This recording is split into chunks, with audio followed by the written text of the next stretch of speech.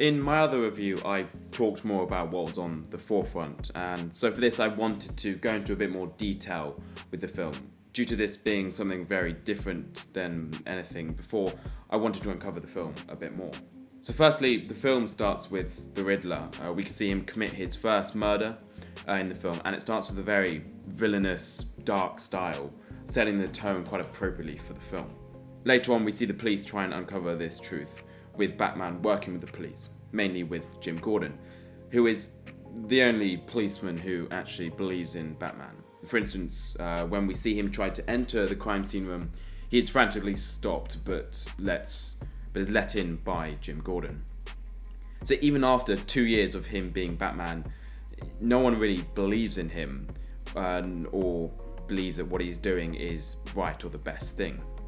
Bar Gordon, of course, who really is his only believer. Midway through the film, we also see Batman amongst some other policemen who literally want to all take his head off, basically. And Jim Gordon comes over and tries and controls Batman and tells him to stop.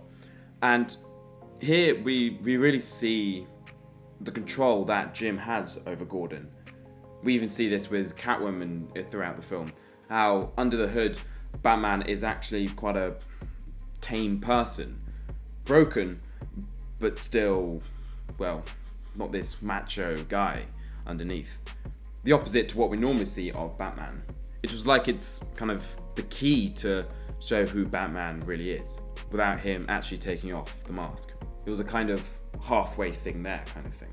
The more he knew someone as well, the easier it was for them to uncover them. He knew Gordon very well, and therefore Gordon was able to show that side of him. And even though he barely knew Catwoman very, very long, he certainly knew her quite well, quite quickly. When he does take off the mask, though, we see this very cut off from society type person. In the funeral scene, for instance, we see him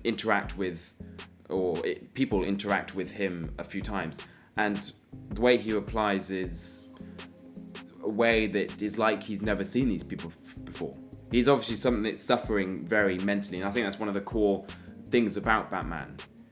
Batman has obviously taken a toll on him mentally. The way the black paint, for instance, was around his eyes after he took off the suit really showed that. Now, I said in my previous review how the film focuses mainly on Batman and not Bruce so much. Now, maybe on a physical level, yes, but I think in many ways I was actually wrong on that one. As someone pointed out to me, the reason being was that in many ways Batman and Bruce were the same person, and it was just two different versions of it. And in many ways I completely agree. It did focus on Bruce, because in many ways Bruce was Batman's true self. As said, you could see this when Jim Gordon showed it to us, when I said the control he has over him to unlock him. Batman was simply just a defense mechanism for him. He felt safe in it, proving even more how he is actually this tame person in reality, and not this macho guy that we see in other Batman films. As said, he was a very cut off from society person, as Bruce, but as soon as he put on that suit, we see a completely changed person. One that was closer to being a normal person than what he was as Bruce. We saw him interact with people far easier and more. His anger getting out. Batman was Bruce, just something that Bruce was able to show a different side to him. He's able to show a different side to him because he felt safe in that suit.